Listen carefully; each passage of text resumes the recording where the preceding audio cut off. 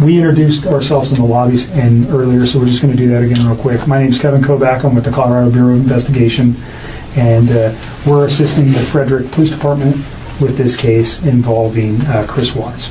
And this is Tim Martinez, also an agent at CBI.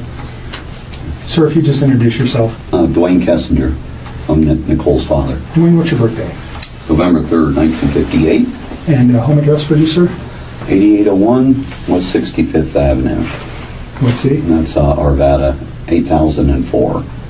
And a cell phone or a home phone or where? 720-982-4547. Thank you. And Nicole, can you just introduce yourself for the recording? Nichol Kessinger. Do you need all the other stuff? Yes, please. I live at 12255 Claude Court, Unit 612, phone number 720-656-9605. Claude Court, is that? I think we determined it was North Glen, right? Yes. You know your zip code? 80249. Okay. Can you speak up just a little bit so the recorder, I know you're tired and you're stressed, and we won't be here any longer than we have to be. You've already had a conversation with people before. You came here on your own free will to talk to us. We picked you up at your request and brought you here. You can get up and leave at any time. You don't have to talk to us. If there's a question you don't want to answer, don't answer it.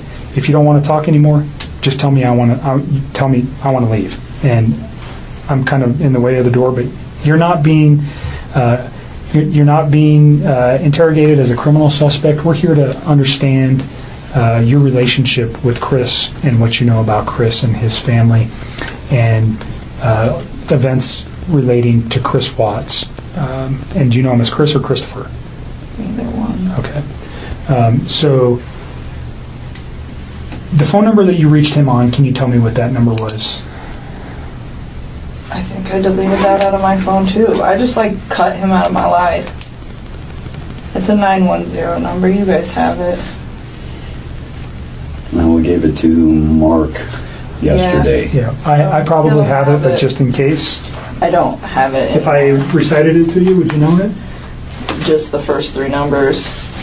Okay. But you know it as a 910 number? Yes, that's what I do know. I mean, that's what North Carolina or something. Yeah, North Carolina. Okay.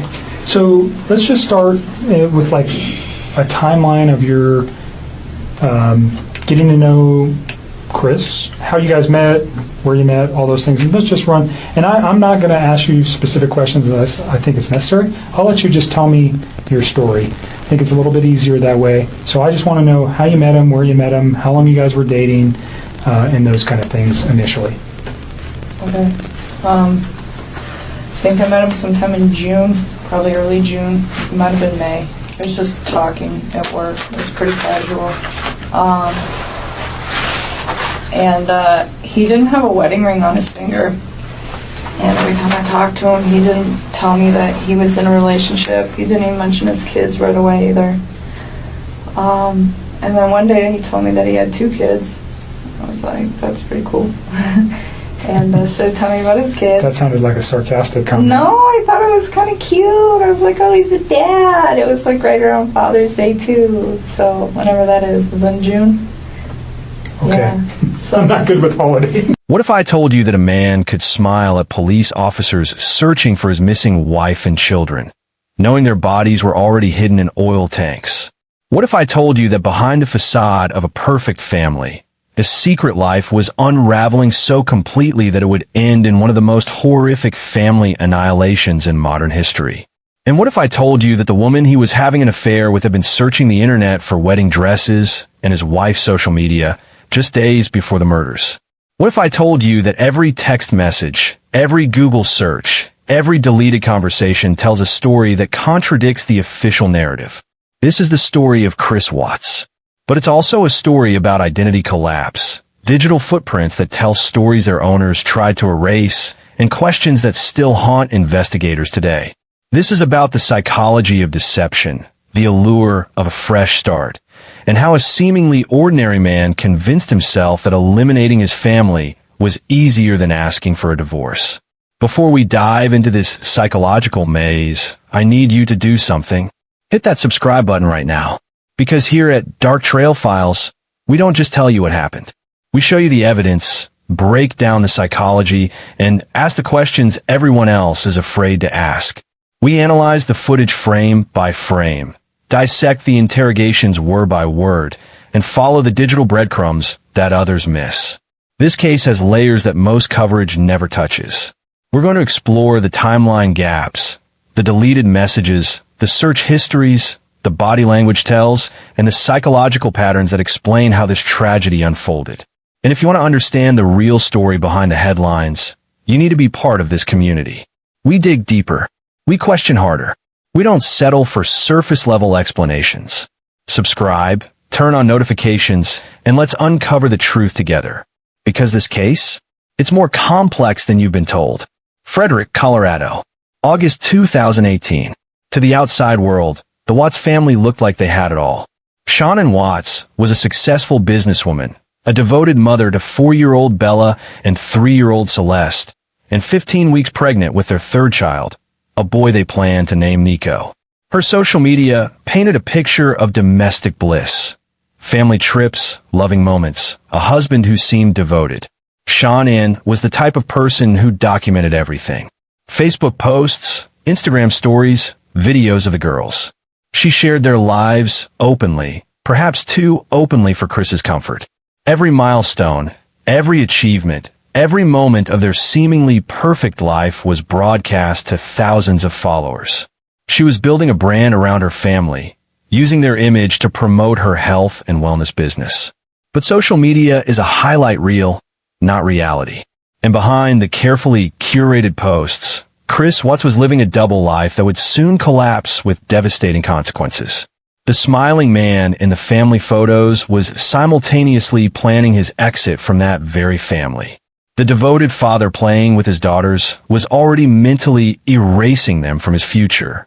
The supportive husband was spending his nights texting another woman, building a fantasy life that didn't include the family sleeping under his roof. This contradiction, this cognitive dissonance, is at the heart of understanding what happened.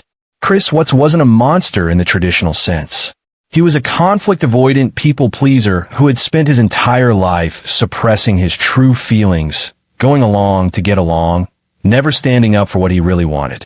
Until suddenly he did, in the most catastrophic way possible. Something changed in Chris Watts in the spring of 2018. Friends noticed it. Coworkers saw it. He started losing weight, working out obsessively, changing his appearance. He went from someone who was comfortable in his body to someone who was at the gym constantly, tracking every calorie, transforming his physique. He became consumed with self-improvement, but this wasn't about health. This was about reinvention. He was trying to become someone else entirely. The man who had spent years being conflict avoidant, emotionally suppressed, and seemingly content with his role as a husband and father was suddenly seeking external validation.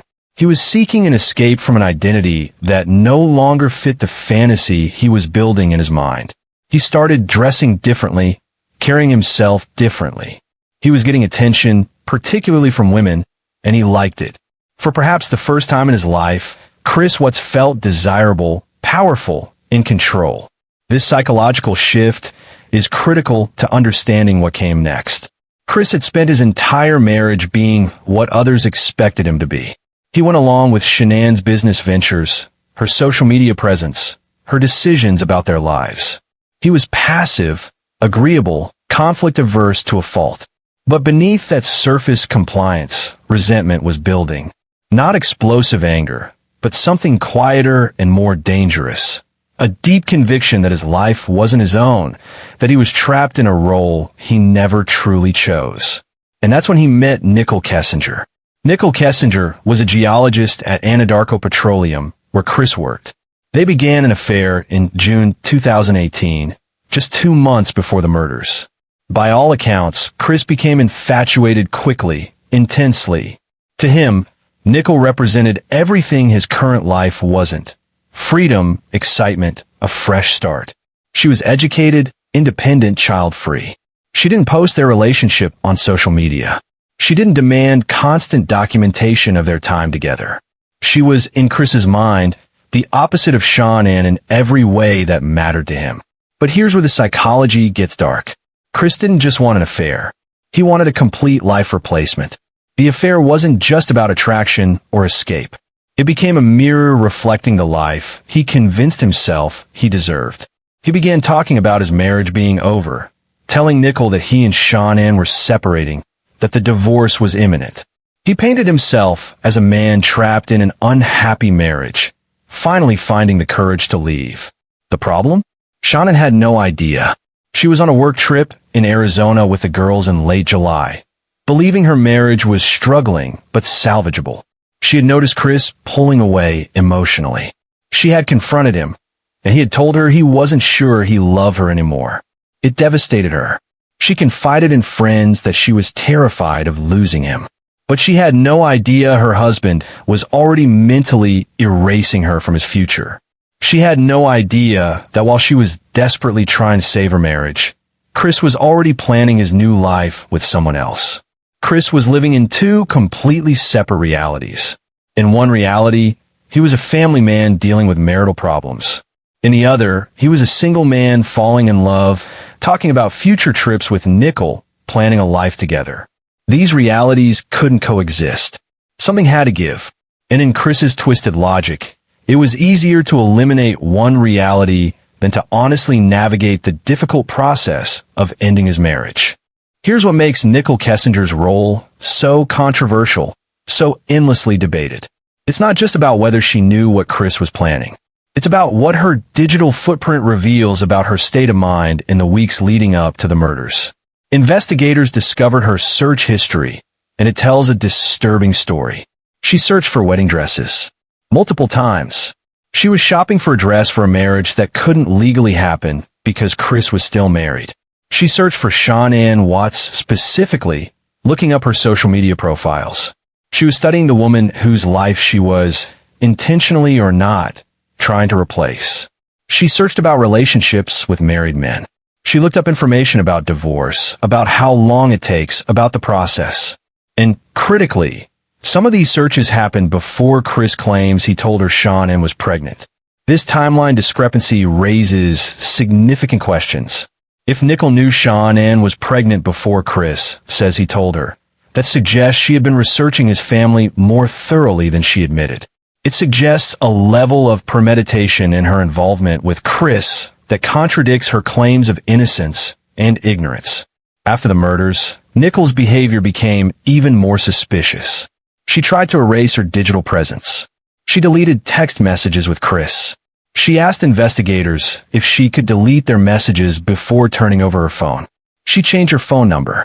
She requested that all photos of her be removed from the internet. She hired a lawyer immediately. She went into hiding, eventually changing her identity and relocating to an undisclosed location. This behavior, whether driven by fear, guilt, or self-preservation, has fueled endless speculation. Was she a passive participant in Chris's fantasy? An unwitting catalyst? Or did she play a more strategic role than she's ever admitted? Did she ask Chris when he was going to leave his wife? Did she pressure him, even subtly, to choose between his two lives? Did she know more about his plans than she's ever revealed? The evidence doesn't conclusively answer these questions, but it raises enough doubt to keep investigators and internet sleuths analyzing every detail years after the fact. But before we answer that question, we need to understand what happened on August 13th, 2018. The day everything changed. The day a concerned friend made a call that would expose one of the most calculated cover-ups in recent criminal history.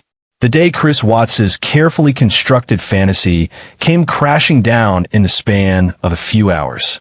Shanann's best friend, Nichol Atkinson, knew something was wrong. Shanann had missed a doctor's appointment, wasn't responding to texts, and her car was in the driveway. Shanann was always responsive, always on her phone, always checking in. The silence was deafening. So Nichol did what any good friend would do. She called 911. Listen to the concern in her voice, the urgency. She had no idea she was about to uncover a crime scene. Hi, Stacey. My name's because I'm concerned about a friend of mine.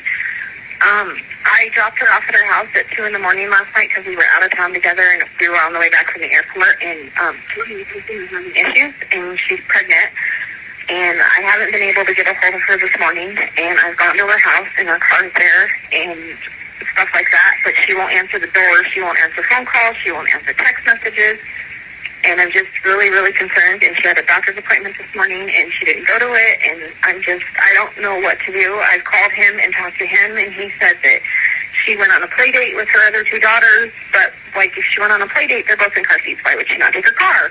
Perfectly understandable. Do you happen to know her address, Nicole? I'm asking to send it up at her house. It's 2825 Saratoga Trail in Frederick. And then I said, like, Chris, can you just come home and check to make sure she's okay? Because the shoes she wears every single day are right inside her door. And he was like, yeah, I'll be there in 3 minutes. Well, that was 45 minutes ago. And I called him and asked him again, can you please come home? And he's like, I'm 45 minutes out. Okay, Nicole, I'll go ahead and call in. I just need you, if you could please repeat her address to make sure I have it entered correctly. 2825 Saratoga. It's SARCOGATR. Okay. And the thing stands for trail. Thank you. And can I get a phone number that you're calling me from? Area code first. 970. Thank you. Okay, Nicole, tell me exactly what happened. So, we were out of town for work, and we flew in last night. Our flight got delayed, and I dropped her off at her house at 2 in the morning. She's 15 weeks pregnant, and she wasn't feeling well over the weekend, and she was very, like, distraught and out of the sorts because her and her husband are having issues. So, she was concerned because she wasn't, like, eating or drinking and stuff like that. So then this morning, I was like, let me know if you need me to take you to your doctor's appointment because you're not feeling well. And I have called and texted. I've come to her house. She's not answering the door. She's not responding to text messages, phone calls. I've had other friends reach out to her. None of us can get her to respond to us. I have 2 little girls that are 3 and 4. I mean, there's no movement in the house whatsoever. And he states that she didn't take them to daycare and was going to go on a play date, but they're both in car seats and her car is here. What's her name? It's in the garage. And I'm like, well, huh? What's her name? Shanann Watts. It's SHANANN Watts, WATTS. Do you know her date of birth or how old she might be? Oh, if you would have asked me that, I would know it. That's okay. If you just know her approximate age, that you take that into. He's in her early 30s.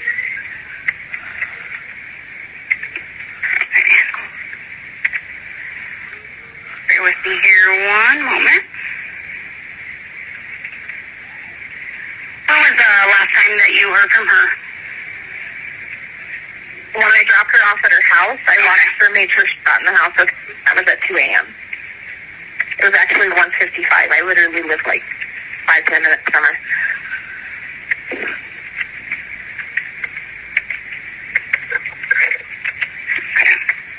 And her vehicle is it parked in the garage? Yes. It's a white Lexus.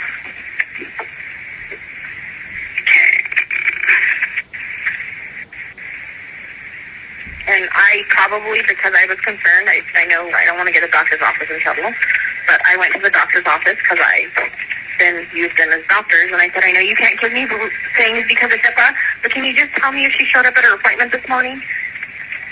And the lady was like, no, she did not. Okay. Is that's unusual behavior for her to not show up to her doctor's appointment? No. Okay. No. I mean, pregnancy, like, she was so excited and then got blindsided from her husband that he wanted to separate a week ago. And her husband's name is Chris? Yes, his name is Chris Watts. And he told you that she went on a play date today with The girls. Okay. Yeah, but they're 4-year-old, and she told me last night when we were driving home, she's like, the morning's going to suck because I have to take the girls to daycare tomorrow. And I made the statement, well, you could keep him home with you. And she was like, no, that'd be more exhausting. She was like, I have to get up and take him because I have a doctor's appointment at 9.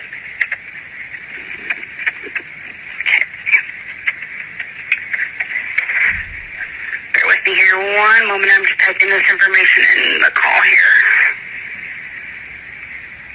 And I'm not trying to cause problems more between them. I just want to know she's okay. Okay.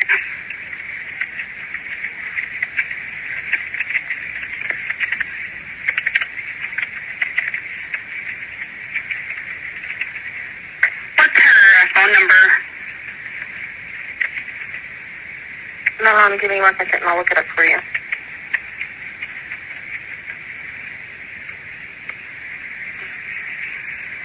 It is 910-850-3286. Okay. And Chris told you that he was on his way. Yes, I just talked to him. Well, I talked to him earlier. One of our other friends did via text because I was going to the doctor's office, and she said he would be here in about 30 minutes, and that was at 1:08. And then I called him and said, Chris, I'm at your house. I'm not trying to cause drama or anything. I just need to know your life, okay? I was like, where are you? And he was like, I'm on I-70. I'm about a half hour to 45 minutes out. And I just said, okay, and then I hung up and called you guys because I'm just worried. Okay, Nicole, what kind of vehicle are you in right now? I'm in a white Dodge Dart.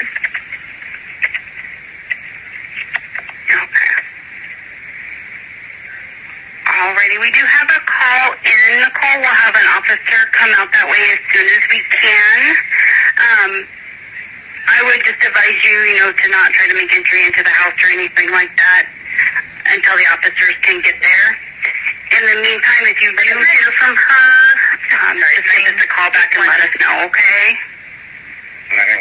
Okay. All right, you're welcome. Thank you. Bye-bye. 2825 Saratoga Trail of a party who's checking on a friend who's pregnant, who's not answering the door. That 911 call set everything in motion. When police arrived at the Watts home with Nichol, they found a house that looked normal, undisturbed. But Shanann, Bella, Celeste, they were nowhere to be found. The beds were made. The house was tidy, but something felt wrong. Shanann's purse was there. Her phone was there. Her medication was there. Her car was in the garage. Nothing suggested she had left voluntarily. Nichol Atkinson's desperation was palpable as she explained to officers that this wasn't like Shanann. She wouldn't just disappear. She wouldn't miss appointments. She wouldn't ignore calls. She was 15 weeks pregnant. She had a high-risk pregnancy. She needed her medication. Something was terribly, terribly wrong. And Nichol knew it in her gut. Hey, Ben. Hi. Here, Nicole? Yes. Okay, so what's going on? So my friend, we were out of town for a business trip this weekend, All right. and I dropped her off at 2 o'clock this morning. She's 15 weeks pregnant. She wasn't feeling well, and she had a doctor's appointment this morning at 9, and I told her to let me know if she needed me to take her. She's got 2 little girls. Her husband and her supposedly are separating, but she didn't know this. She thought they were just having issues. I called him, and I was like, have you talked or heard from Shanann since you left for work this morning? Because I can't get a hold of her. I've called, I've texted. Her car's in the garage. Her shoes she wears every single day right in the front door. She only has one vehicle? No, they only have the one vehicle in his work truck. Okay. Shanann, are you home? Police department, if anyone's inside, make yourself known. Yeah, I mean, I don't see anything out of place. I'm not hearing kids. I'm not hearing anything.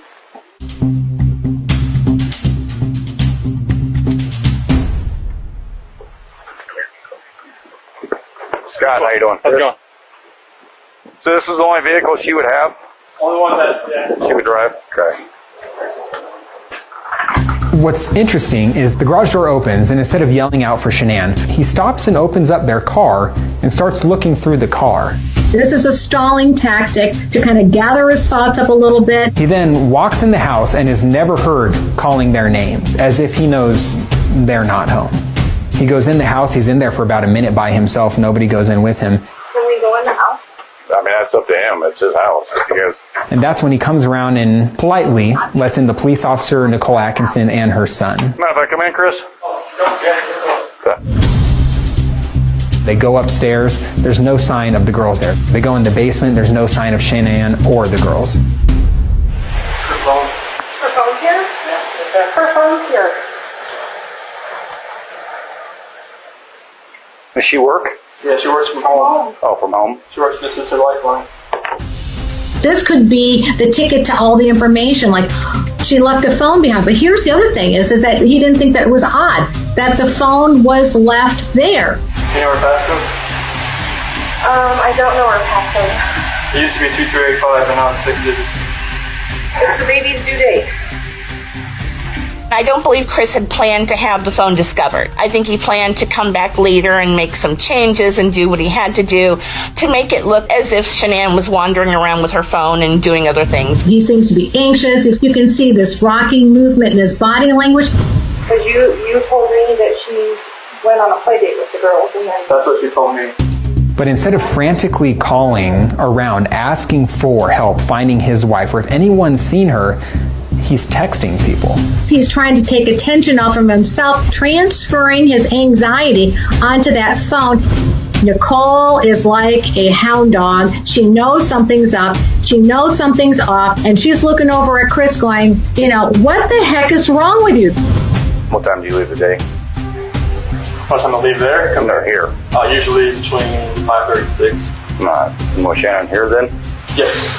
Yeah, we about that. At one point, the police officer is asking questions about where they might have been, and Chris conveniently walks straight into the bedroom and comes straight out, and on his finger is Shanann's wedding ring.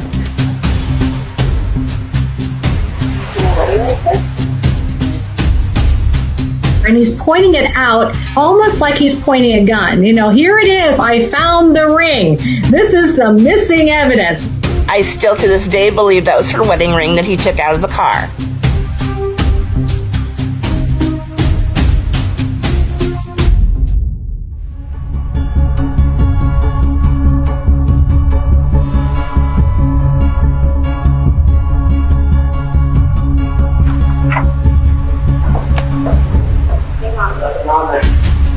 What's that? Nothing on there. You just have my camera.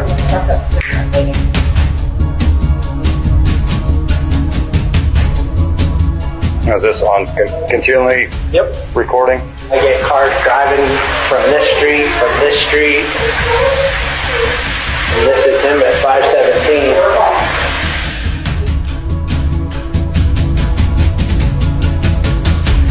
It shows Chris very clearly walking out of the house by himself, backing his truck up into the driveway, and then loading something into the back of his truck.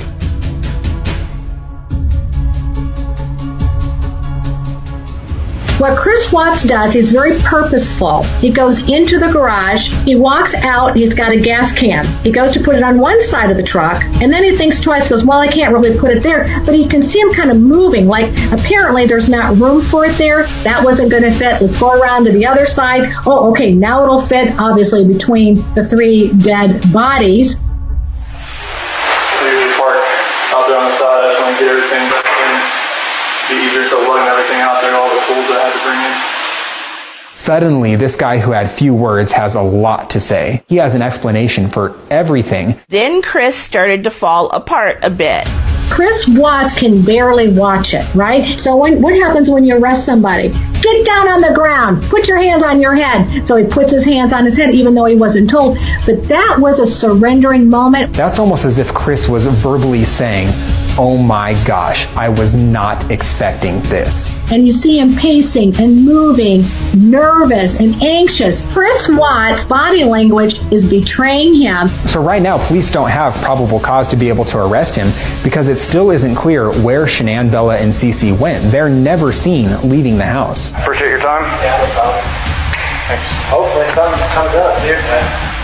I've never seen him. If he loads his stuff, he normally just walks back and forth because I get him on camera. But the fact that he was in here and explaining to it over and over and over, he doesn't look worried. He looks like he's trying to cover his tracks. And then Chris Watts arrived home from work. The performance was about to begin. Watch this carefully. This is a man who knows exactly where his wife and children are. He knows they're gone. He knows what he's done. But look at how he performs for the cameras, for the police, for anyone watching. This is calculated deception in real time. This is a man who believes he can act his way out of a triple homicide. All right. We'll have you sign a consent form. We just want to see if you left a note or anything inconspicuous, something like that. All right. So if you're good with that, we'll have you sign a consent form allowing us to search your house, and we'll wait for our sergeant to get here. But we'll grab that. You don't plan on going anywhere, right? No, I was just going to walk around the neighborhood just to clear my head. Okay. Which company do you work for? Anadarko. Anadarko. What do you do for them? Operator. So you work like 7 days a week? 5 and 2, like Monday through Friday. I'm doing 8 and 6 next month. Okay. So today is Monday? Yes. Yeah. All right. Let us grab that form, and then we'll wait for our supervisor, and then you can either stay here or you can go walk the neighborhood, whatever you'd like. We look through it. All right. Let's go grab that form. We'll be right back with you, okay? You have to stay here? Yeah, that's fine. Okay. You got one? I think so.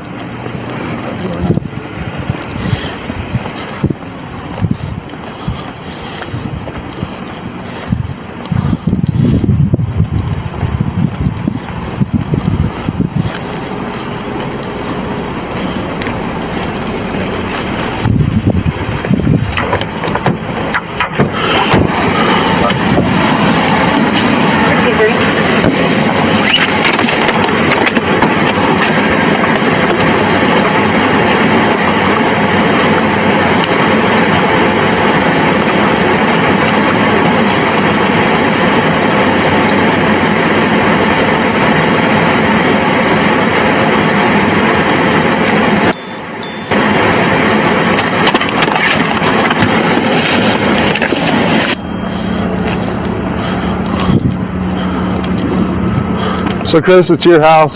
You can go inside with us if you'd like, or you could stay out here. It doesn't matter to us. Doesn't matter. I mean, free reign, just whatever you got to do. Okay. Like I can chill on the decks on the side of the sun. But okay. Cool. All right. Whatever you'd like. How long have you guys been married? So, we've been together 8 years, married 6 this year. Okay. And this is very unusual behavior? Yeah, we can get that dog out of here. Okay. She's gonna flip.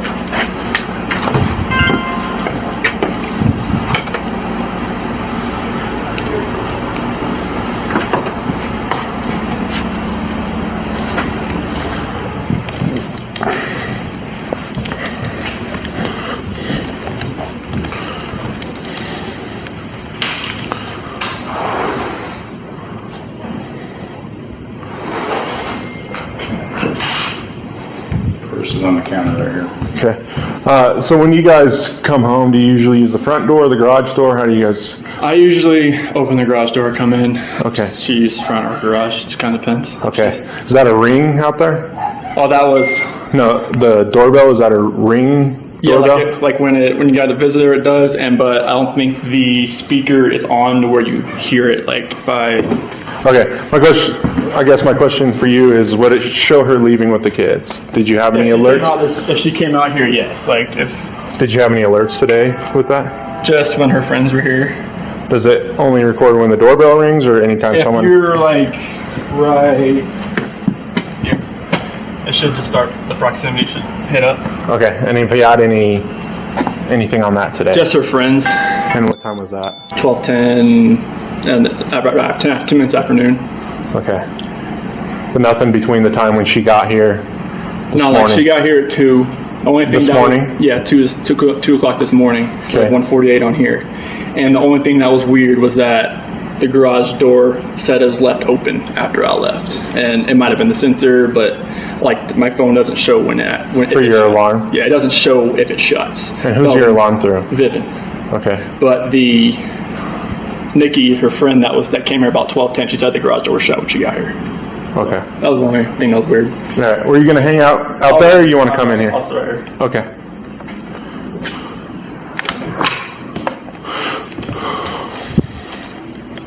Where's the purse at? On the counter.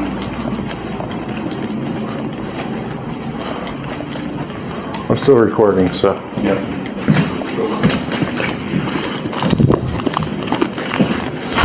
This. Whose phone is that? I believe that is his. Mom overtook hers. That's vomiting.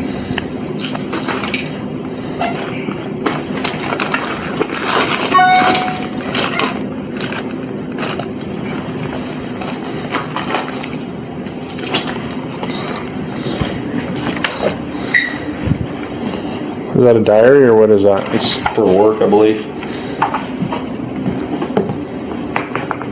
I was thinking it was possibly a diary, but it's talking about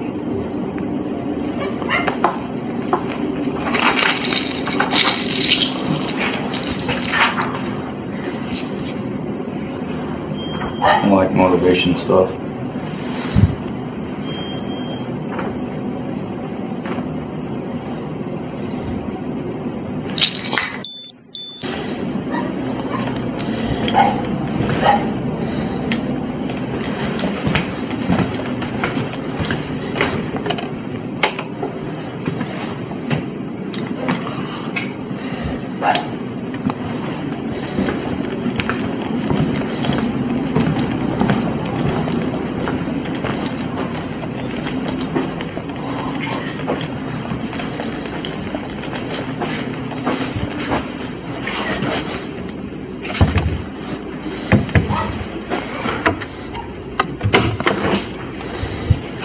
How did you say the kids were? Forest. This is very neat for having two little kids.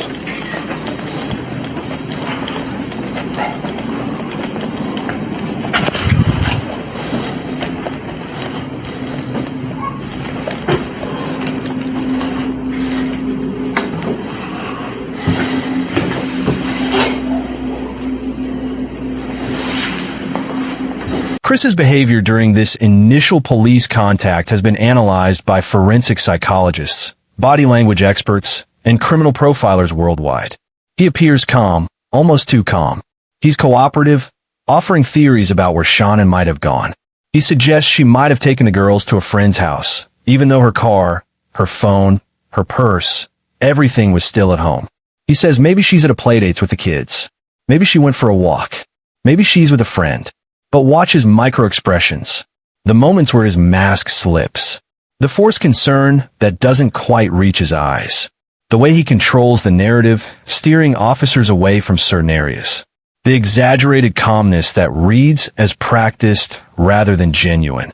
He's too helpful, too ready with explanations, too quick to fill silences with theories that don't quite make sense.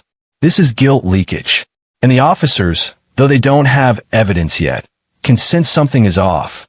They notice he's not emotional enough, not panicked enough, not desperate enough. When a man's pregnant wife and 2 young daughters are missing, you expect fear, you expect confusion, you expect barely controlled panic. What you don't expect is this eerie calm, this measured cooperation, this performance. There's a moment in the body cam footage where Chris does this awkward hand-wringing gesture, almost like he's rehearsed looking concerned. There's another moment where he smiles slightly before catching himself. These are tells. These are the cracks in the facade. This is a man playing a role and not quite pulling it off. As the investigation intensified, Chris Watts sat down for another interview with police. By this point, they were suspicious. The story wasn't adding up. Shanann's friend was adamant that she wouldn't just leave. The neighbors were reporting that they hadn't seen or heard anything unusual. And Chris, still believing he could talk his way out of this, continued his performance. But cracks were beginning to show.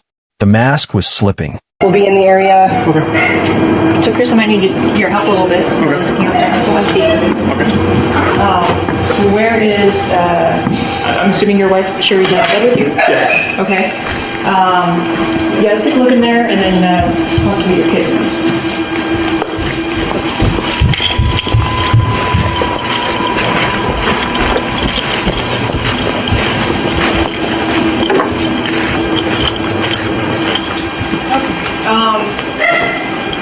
Does she have any dirty laundry that hasn't been touched by anybody else besides her?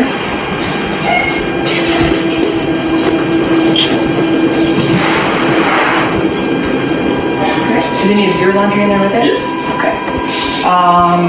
Sure. Okay, I just think it's a family. It's gonna happen. How about your kids' room?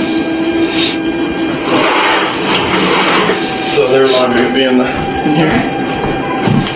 And has any of it been touched by you today? I'll put it in there. You put it in there? Yeah. How about, dirty laundry? This is their dirty laundry here. Okay, you usually pick it up off the floor and put it in there? Yep. Beds, have you touched their beds today? I made them. You made them, okay. Do you like pick up the pillow, that kind of stuff, or do you just like, let me think here.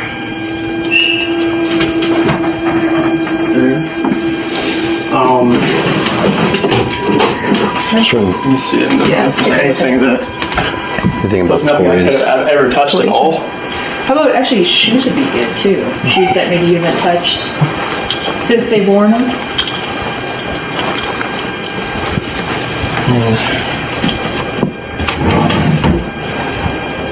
Is there cleaning? Yeah, they didn't. But sometimes the blankies get put in there. Okay. And that's the one she usually uses, the butterfly one.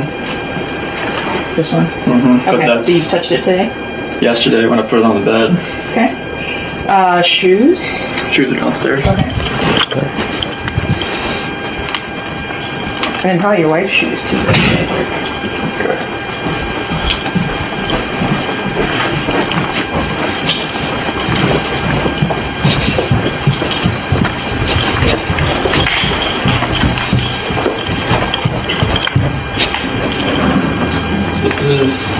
Sophie's shoes and Bella's shoes on this side. Okay. What's the most recent picture you remember her wearing? Probably outside because they were wet from a pool party. Okay. Does that still work? What day was that? That was on Saturday. Okay. Those are two right there. You put them up on the chair? Call, one's going to be from KOA, another one is going to be, Yeah. for CIO request, and it's going to be the Denver And they got, everything got wet, right? They were in there. In this footage, you can see Chris's desperation starting to surface. He's still playing the concerned husband, but his body language tells a different story. He's fidgeting more. His answers are becoming less consistent. He's starting to realize that his carefully constructed lie is crumbling. He's touching his face more, a classic sign of deception. He's avoiding eye contact at key moments. He's over-explaining simple questions. When asked about his marriage, he tries to paint it as having problems, but nothing serious. When asked about affairs, he denies it initially, then later admits to having someone he was seeing, but claims it was new and not serious. He's trying to control the narrative, to give investigators just enough truth to seem honest while hiding the full extent of his deception. But the investigators are trained. They can see through it. They're giving him rope, letting him talk, watching him dig his own grave with every inconsistency, every contradiction, every explanation that doesn't quite fit the evidence. And then something happened that would become one of the most shocking moments captured on police body cam. A phone call from the woman at the center of this entire tragedy. The woman who claimed she didn't know Chris was still married. The woman who said she thought the divorce was already in progress. The woman whose search history told a very different story. Imagine this scene. Police are actively searching your home for your missing pregnant wife and 2 daughters. Every room is being examined. Officers are looking through closets, checking basements, documenting everything. The mother of your children has vanished, and your phone rings. It's your mistress, and you answer it, right there, in front of the officers. Watch how Chris handles this moment, how he tries to maintain his cover story even as his 2 worlds collide in the most spectacular way possible. There's a driveway from the townhomes that backs right up to our fence. Now, would you think that's a female friend or a male friend? Honestly, I'm not going to put anything by it right now. All right. Well, we appreciate you letting us go through your house. No problem. I'm definitely not in there. No. Hey, hold on one second. Call you back. Bye-bye. Was it in the car? So she came out the door then? Yeah, Chris, I think, you know.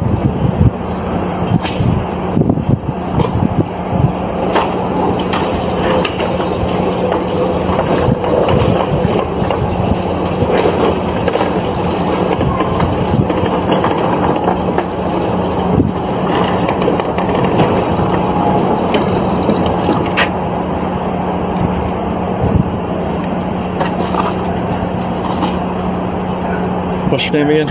I'm Sergeant Baker. Sergeant Baker. Good to meet you.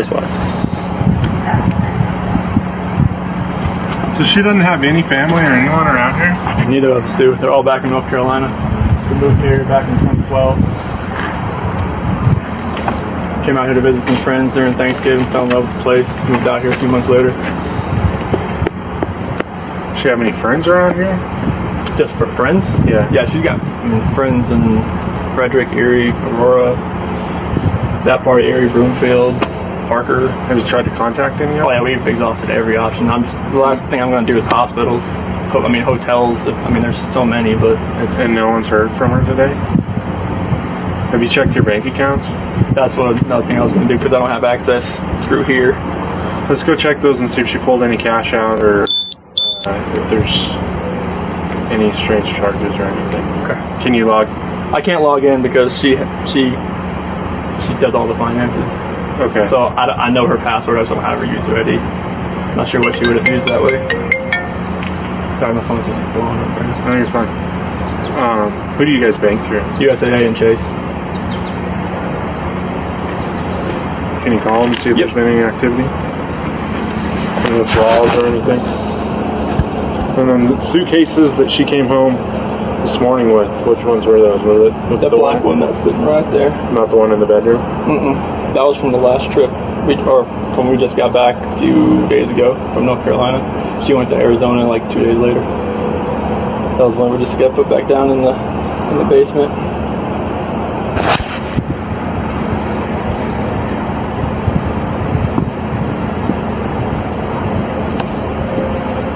You guys don't have any stockpiles of cash or anything in the house that she would have had? If she needed cash, she needed to go to the bank to get it? If there is, I would not know about it. If there was, I didn't know. You know how much cash she usually carries with her? It's usually not, maybe like 100.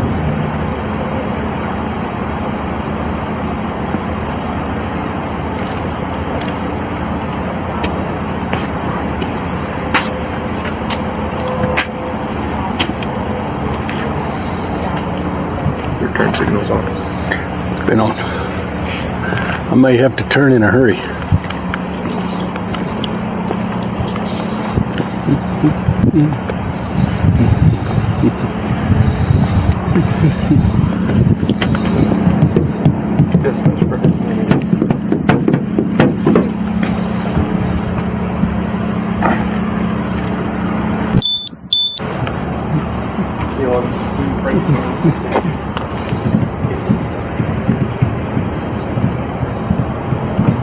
This moment is absolutely critical to understanding Chris Watts' psychological state. He was so deeply invested in his fantasy, so committed to his double life, that even with police in his home searching for his missing family, he couldn't let go of the relationship with Nichol. He answered her call.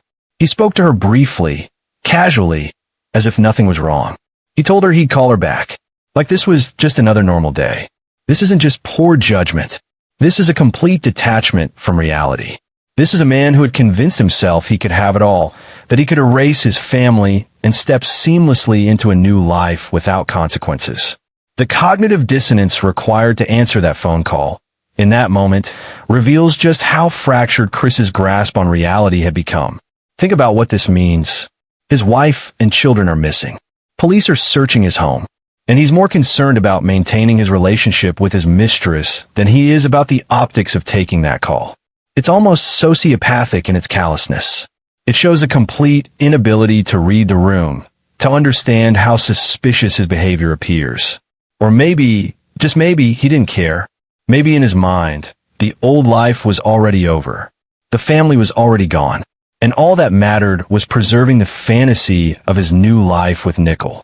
What Chris didn't know was that his neighbor had a security camera, A camera that captured his driveway in the early morning hours of August 13th. And what that camera recorded would become the smoking gun that destroyed Chris's entire story.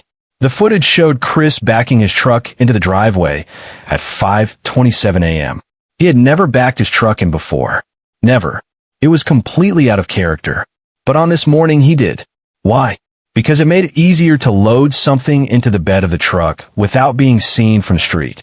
The camera didn't capture what he loaded, but the implication was clear. Then the footage showed him leaving at 5:46 a.m. 19 minutes. That's how long it took him to load his truck with his family's bodies and drive away to dispose of them at the oil site where he worked. 19 minutes to erase 3 lives, 4 counting baby Nico. When investigators showed Chris this footage, when they walked him through the timeline, when they pointed out every inconsistency in his story, he knew it was over. The physical evidence was undeniable. The timeline was locked in. There was no way to explain away what the camera had captured. The evidence was mounting. Surveillance footage from a neighbor's security camera showed Chris's truck backing into the driveway at 5:27 a.m. on August 13th, something he'd never done before. Shanann's friend had seen sheets in the trash. The girl's medication was still at the house. Nothing about Chris's story made sense. And then on August 15th, Chris Watts took a polygraph test. He failed, dramatically. The machine registered deception on every single relevant question. Did you harm your wife? Deception. Do you know where your wife is? Deception. Did you harm your children? Deception. There was no ambiguity. The results were conclusive. And that's when investigators knew they had him. That's when they brought him in for the real interrogation. That's when they stopped playing nice and started pressing him on every inconsistency, every lie, every contradiction. And that's when Chris Watts finally broke. What you're about to hear is one of the most chilling confessions in modern criminal history. But here's what's important. Chris's first confession wasn't the whole truth. It was still a lie, still a manipulation. He was still trying to control the narrative, still trying to paint himself in the best possible light. Watch as he tries to paint himself as a reactive participant rather than the architect of this horror. Watch as he cries without tears, as he performs grief he doesn't actually feel. I brought Graham in here because we want to talk to you about the results, okay?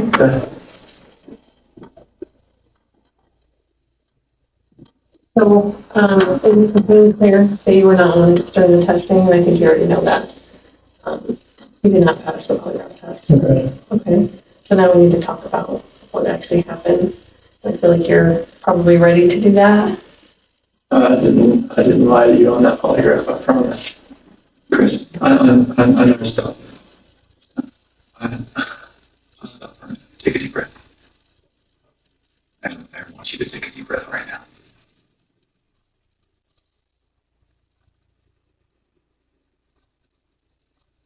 There's a reason you feel sick to your stomach. And when people hold stuff inside, it makes you physically ill. And I can just tell on your face, I could tell from the second you walked in that you were wanting to just come clean and just be done with this.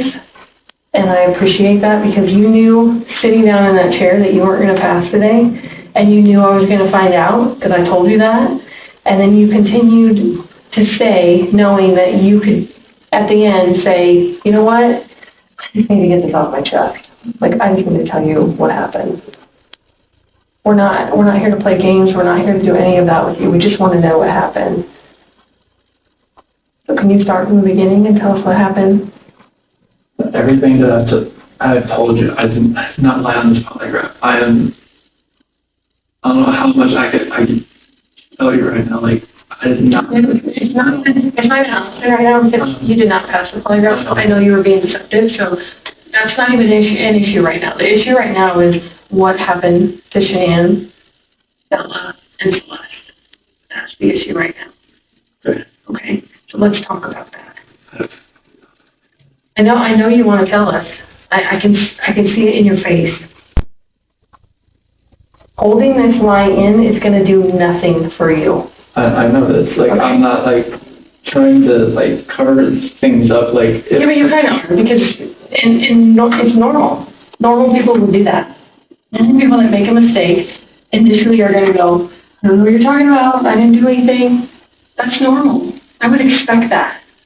It's just like if you ask your kid, you know, did you write on the wall? And they go, no. And you're like, you have marker on your hand. Like, I know you just wrote on the wall. And they're like, oh, okay. That's a natural reaction that someone's going to initially lie about something like that and then eventually tell the truth. So this is your eventually telling the truth time. This is where the rubber meets the road, Chris. Like, don't let this continue any longer, please. I'm not trying to make anything continue. Like, I want them back home, like. But you know they're not coming back home. You know that. I don't know in the back of my head. I hope they come back home. But you know they're not. I hope they come back home. Mm-hmm. I don't know they're not coming back home. Chris, tell me I'm confused. Okay. Here's what confused about me. I told you that we've done some work overnight. Yeah. I told you that we booked out a lot of movies. Okay, that wasn't a lie. We don't love a lot more than we think we do. Okay. And here's what we're confused. You're this great guy. I'm not just telling you that, okay? I'm telling you that because everyone tells us that. Okay? We can't find anyone to say anything bad about you. Chris is a great guy. He's a good father. He's a good man. We're confused as to why you're not taking care of your beautiful children.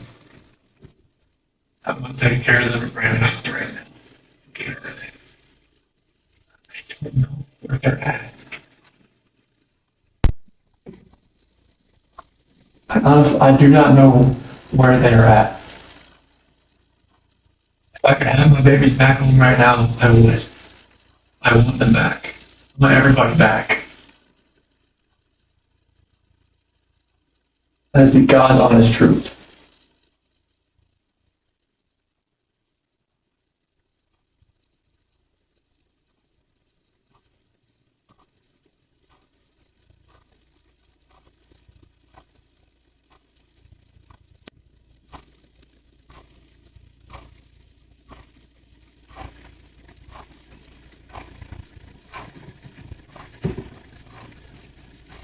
Can't figure out why there's two Chris's. Okay? We talked about that last night. Yes. We just can't figure it out. There's a Chris, okay? If somebody asks me, like, routine, I'll say, that's the truth, right? So, it is very surprising to me, and it warms my heart that you're the type of dad who can pack a bag in the morning. You know just what to put in there. You know just what to put in there as a backup in case they have an accident. Okay? You know what the clothes to put in there.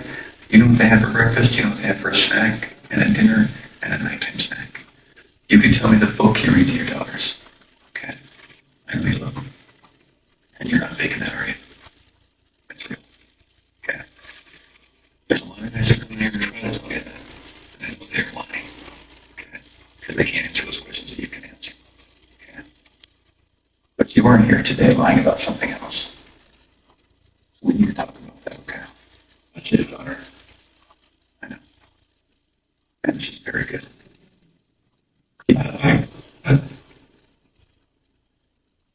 I'm not proud of it.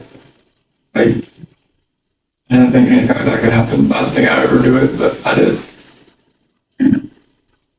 Keep going. She accused me of it. I denied it. I she was her, and I felt horrible for it. Like, she was pregnant, and it was. I don't want to. I didn't hurt her. I cheated on her. I hurt her emotionally. I cheated on her, and I feel absolutely horrible about this. But that's what I've been holding. When I think about it again, I was with her. I was in that with her.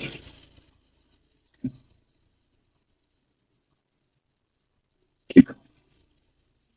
That 5 weeks I was alone, I was with her most of the time. You're doing a good job. This is the Chris that I knew would come out today. This is the Chris who tells the truth because you're a truth teller. In this initial confession, Chris claimed that he killed Shanann in a rage after seeing her strangle their daughters on the baby monitor. He claimed he walked in and saw Bella Blue, not breathing, with Shanann's hands around Celeste's throat.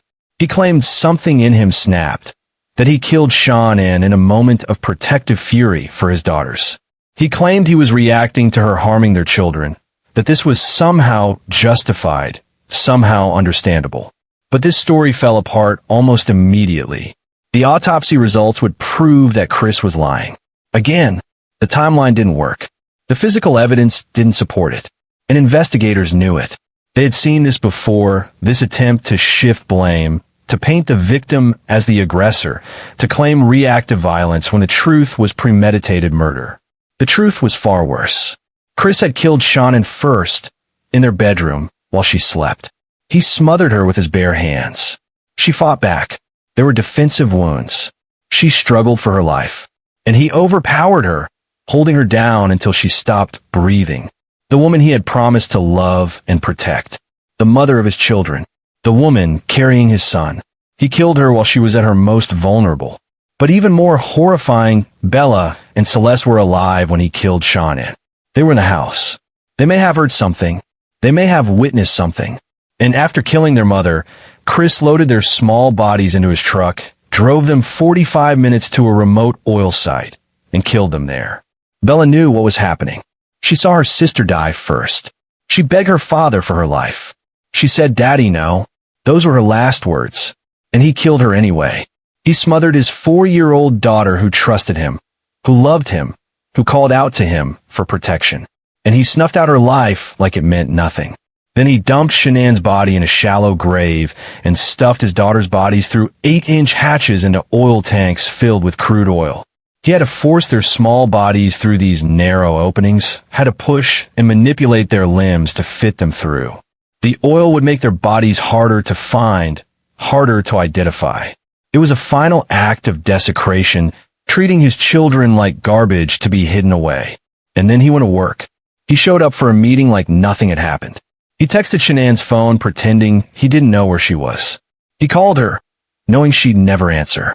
He was already building his alibi, already constructing his innocent persona. Within hours, he'd be playing the concerned husband for the cameras. But why? What could possibly drive a man to do this to his own family? What was going through his mind? And what role did Nichol Kessinger really play in this psychological unraveling? Was she truly an innocent bystander?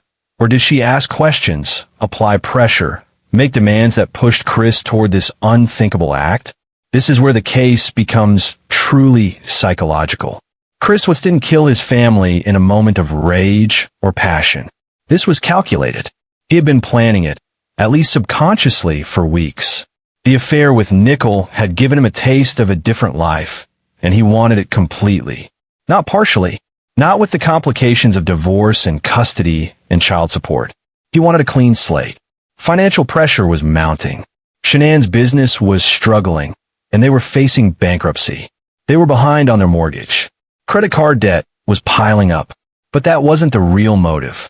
Plenty of people face financial hardship without resorting to murder. The real motive was Chris's complete inability to face conflict, to have difficult conversations, to deal with reality. He couldn't bring himself to ask for a divorce. He couldn't confront Shanann about his unhappiness. He couldn't face the judgment from family, friends, and his church community. He couldn't imagine the process of splitting custody, of being a part-time father, of watching Shanann move on with someone else. So instead, in his twisted logic, he decided to erase his family entirely. He convinced himself that if they simply disappeared, he could start over. He could have his new life with Nichol without the messy complications of divorce, custody battles, financial obligations. This is what psychologists call family annihilation. It's rare, but it follows a pattern. The perpetrator is typically male, conflict avoidant, living a secret life, facing mounting pressure, and seeing no other way out. They view their family not as people, but as obstacles to the life they want. They convince themselves that everyone would be better off dead than dealing with the pain of separation. It's a twisted form of narcissism wrapped in a veneer of mercy. Chris had convinced himself that this was his only option. Not because it was, but because every other option required him to be honest, to face consequences, to deal with discomfort. And Chris Watts had spent his entire life avoiding discomfort. This time, avoidance meant murder. Understanding Chris Watts requires understanding the psychology of conflict avoidance taken to its most extreme conclusion. Chris was raised in a household where he was expected to be agreeable, compliant, easy. His mother was domineering. His father was passive. Chris learned early that keeping the peace meant suppressing his own needs and desires. This pattern continued into his marriage. Shanann was strong-willed, decisive, dominant in the relationship. Chris went along with her decisions about where they lived, how they spent money, how they raised the children.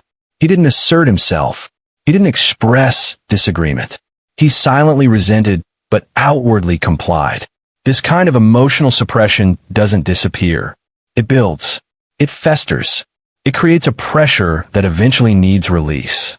For most people, that release comes through honest communication, through therapy, through making difficult but necessary changes in their lives.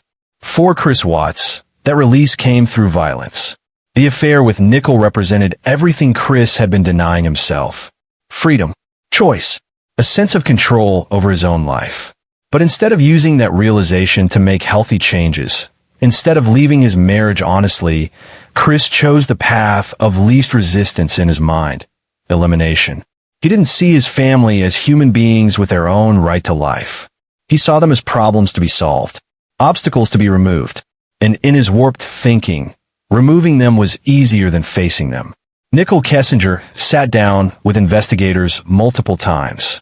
Watch her body language, her defensiveness, her selective memory. She maintained she knew nothing about Chris's plans, that she believed his marriage was over, that she had no idea Shanann was pregnant until it was too late. But is that the whole truth? Watch how she answers questions about the timeline. Watch how she reacts when pressed on specific dates. Watch how her story shifts ever so slightly with each telling.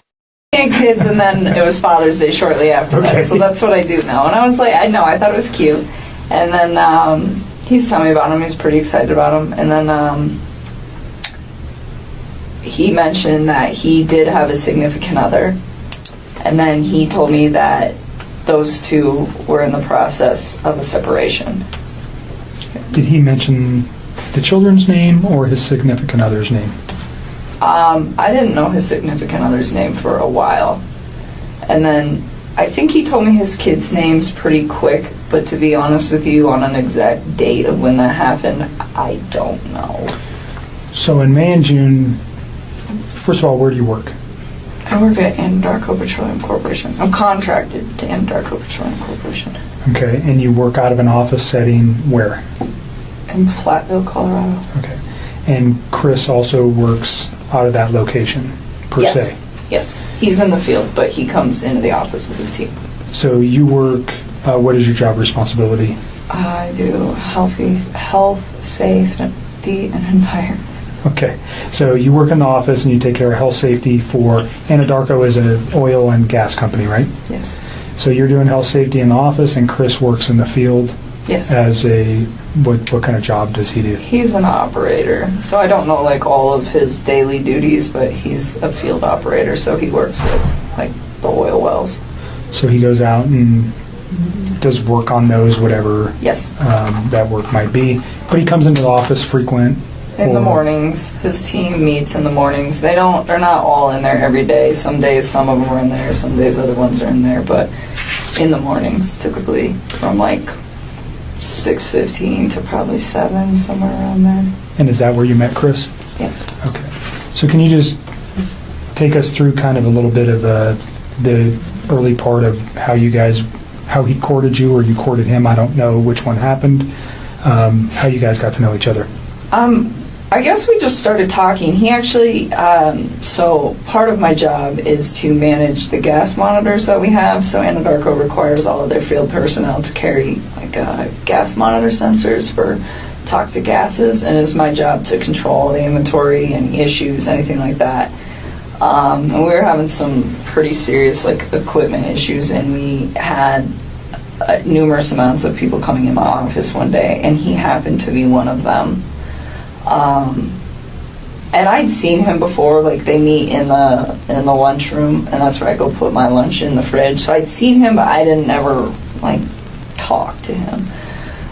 So that day we just started talking, and then every time I saw him in the hallway. Analyzing Nichol's interrogation reveals several concerning patterns. She's cooperative at first, presenting herself as a victim of Chris's deception. She claims he told her he was separated, that the divorce was in progress, that his wife knew about the relationship. But then investigators start pressing on specifics, and the story becomes murkier. She claims Chris told her about the pregnancy after the murders, that she was shocked to learn Shanann was pregnant. But her search history shows she was looking up Shanann weeks before, studying her social media, reading posts about the pregnancy announcement. How could she have missed it? Shanann posted about being pregnant. It was public information. Either Nichol wasn't paying as much attention as her search history suggests, or she knew and is lying about when she knew. She becomes increasingly defensive when pressed on her deleted messages. She claims she deleted them because she wanted to move on, wanted to forget about Chris. But she deleted them before turning over her phone to investigators. That's not moving on. That's destroying evidence. And when she asked investigators if she could delete their messages before handing over her phone, that shows consciousness of guilt, an awareness that those messages might contain something incriminating. Watch her body language. She's fidgeting. She's touching her face. She's breaking eye contact at key moments. These are classic deception indicators. She's uncomfortable being questioned. She's defensive about her role. And most tellingly, she's inconsistent about what she knew and when she knew it. Does this mean she was involved in the murders? No evidence suggests that. Does this mean she knew what Chris was planning? Again, no evidence. But it does suggest she knew more than she's ever publicly admitted. It suggests she may have asked questions she didn't want answers to. It suggests she may have willfully ignored red flags because acknowledging them would have disrupted her own fantasy.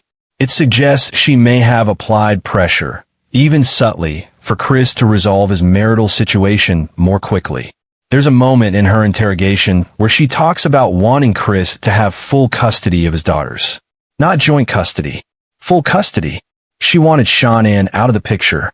She wanted Chris to have his kids full time, so she could play stepmom, so they could be a family. Did she tell Chris this? Did she express this desire? And if so, how did Chris interpret that desire? Did he see it as pressure? Did he see it as an expectation he needed to meet?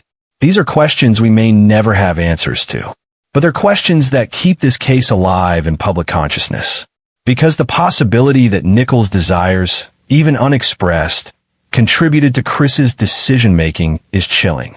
The possibility that she asked when he was going to leave his wife, when the divorce would be final, when they could be together openly, creates a narrative of indirect culpability that many find impossible to ignore.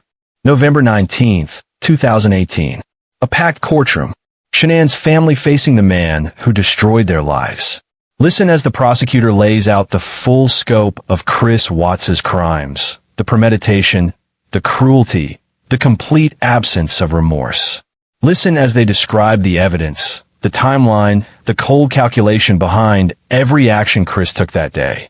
You would like to make on behalf of the prosecution? Yes, please.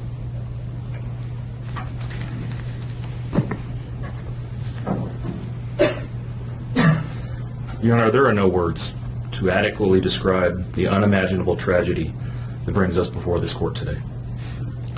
By my comments, I'm not even going to try to express the horror, the pain, or the suffering that the defendant has caused to these families, to this community, and to all who are a part of this investigation.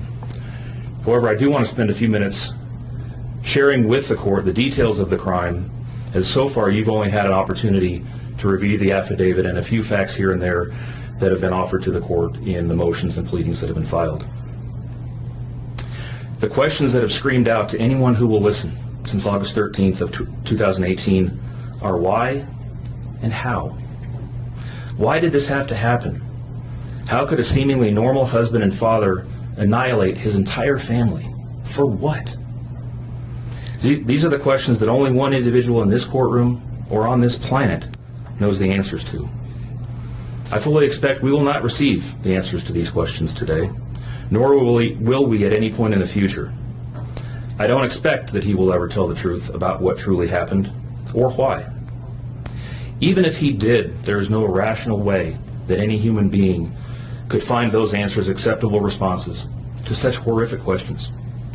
The best we can do is try to piece together some kind of understanding from the evidence that is available to us. And the evidence tells us this: the defendant coldly and deliberately ended 4 lives, not in a fit of rage, not by way of accident, but in a calculated and sickening manner. Shanann was 34 years old. She had married the defendant in November of 2012. Over the weekend leading up to August 13th, she had been at a work conference in Phoenix, Arizona, and returned home in the early morning hours of August 13th. We know that she got home about 1:45 in the morning. The doorbell camera on their home shows her arriving back home from the airport. Shortly thereafter, at least according to the defendant, they had what he referred to as an emotional conversation about the state of their marriage and about what their lives would look like going forward. What was said during that emotional conversation, only he knows. What we do know is that shortly after that, the defendant strangled her to death with his own hands. We know that he slowly took her life the morning of August 13th. We know that this was not done in an uncontrolled, vengeful manner that he tried to describe to agents from CBI and the FBI. If that were the case, you would expect to see vicious, horrible bruising about her neck, shoulders, and face. You would expect to see the hyoid bone in her neck broken. You would expect to see some kind of defensive wounds on his body as she struggled and fought for her own life. None of those are present. The only injuries that were on Shanann's body were one set of finger or bruising, what appeared to be fingernail or finger mark bruising to the right side of her neck. We know that our experts will tell us that it takes 2 to 4 minutes to strangle someone to death manually with their own hands. The horror that she felt as the man that she loved wrapped his hands around her throat and choked the life out of her must have been unimaginable. Even worse, what must Bella, age 4, and Celeste, age 3, must have experienced or thought as their father, the one man on this planet who was supposed to nurture and protect them, was snuffing out their lives. They both died from smothering. Let me say that again. The man seated to my right smothered his daughters. Why? Imagine the horror in Bella's mind as her father took her last breaths away. Your Honor, understand very clearly, Bella fought back for her life. The frenulum, the connective tissue between her upper lip and her gum, had a centimeter and a half laceration. She bit her tongue multiple times before she died. She fought back for her life as her father smothered her. Celeste had no such injuries. In fact, she had no external injuries at all. But according to the medical examiner, she was smothered nonetheless. The defendant then methodically and calmly loaded their bodies into his work truck, not in a hasty or disorganized way. He was seen from the neighbor's doorbell camera backing his truck into the driveway, going back and forth into the house and back out to the truck 3 different times, 1 time for each of their bodies. He then drove them away from their family home 1 final time, intent on hiding any evidence of the crimes that he had just committed. In 1 final sign of callousness for his wife, his daughters, and their unborn son, and their remains, he drove them to a location that he thought no one would ever find them, to one of the oil tank batteries with which he was so familiar. He knew this was safe. He had texted a coworker the night before saying, "I'll head out to that site. I'll take care of it." He had carefully ensured that he would be alone in the middle of the plains to secrete away the remains of his family in a place that he hoped they would never be found. In one final measure of disrespect for the family he once had, he ensured that they would not be together, even in death, or so he thought. He disposed of them in different locations. He buried Shanann and Nico in a shallow grave away from the oil tanks. Bella and Celeste were thrown away in the oil tanks at this facility. Different tanks, so these little girls wouldn't be together in death. Imagine this, Your Honor. This defendant took those little girls and put them through a hatch at the top of an oil tank, 8 inches in diameter. Bella had scratches on her left buttocks from being shoved through this hole. A tuft of blonde hair was found on the edge of one of these hatches. The defendant told investigators that Bella's tank seemed emptier than CC's because of the sound that the splashes made. These were his daughters. Significantly, when his co-workers arrived at the tank battery later that morning, to a person, they all described him as acting completely normally. It was a normal workday, even while his daughters sank in the oil and water not far away from him. And then his efforts at deception truly began. We've all seen the emotionless interviews that the defendant gives to the local media, asking for help in locating his family. We watched as he claimed that the house was empty without them, and that he hoped that they were somewhere safe, and that he just wanted them to come home. He told investigators that they were at home sleeping when he left for work that morning, and that Shanann had told him that she was taking the girls to a friend's house for the day. What is striking about this case, Your Honor, beyond the horrors that I've already described to you, is the number of collateral victims that he created by his actions.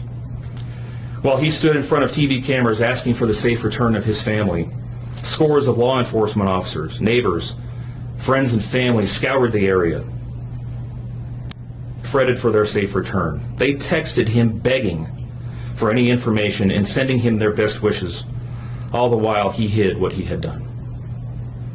The list of indirect victims does not end there.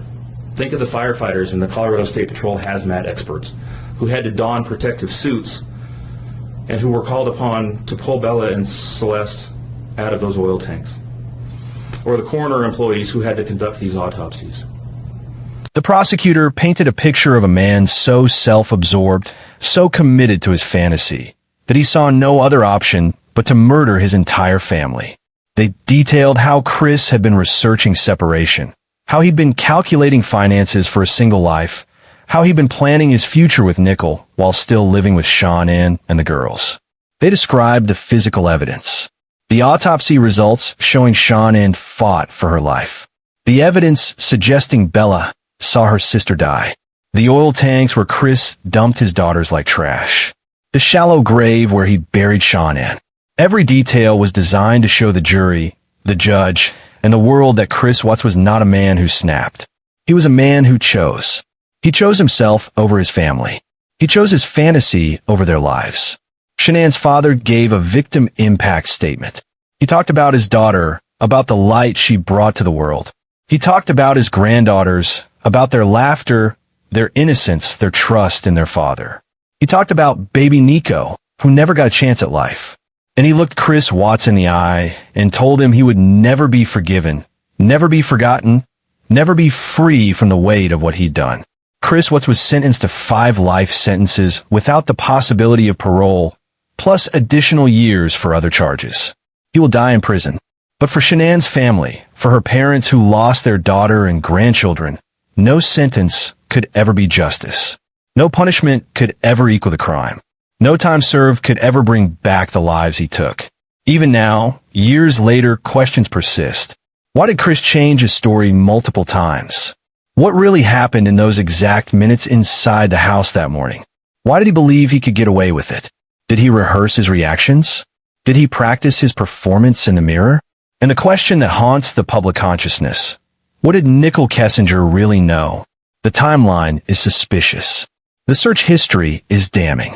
The deleted messages are incriminating. The The fact that she searched for Shanann weeks before the murders suggests a level of obsession, of competition, of wanting to understand who she was replacing. The fact that she searched for wedding dresses before Chris was even divorced suggests she was planning a future with a married man and wasn't as passive as she claims. Some investigators believe Nichol was simply a catalyst, an unwitting participant in Chris's fantasy who had no idea where it would lead. Others believe she knew more than she's admitted, that she asked questions and applied pressure that pushed Chris toward action. Still others believe she was more actively involved, that she and Chris discussed getting rid of Shanann, even if she didn't participate in the actual murders. We may never have complete answers. Nichol has disappeared from public view, living under a new identity somewhere in the witness protection program. Chris remains in prison, having given one final interview where he admitted to killing Bella and Celeste before Shanann, contradicting his earlier confession yet again. Even now, he can't tell the truth consistently.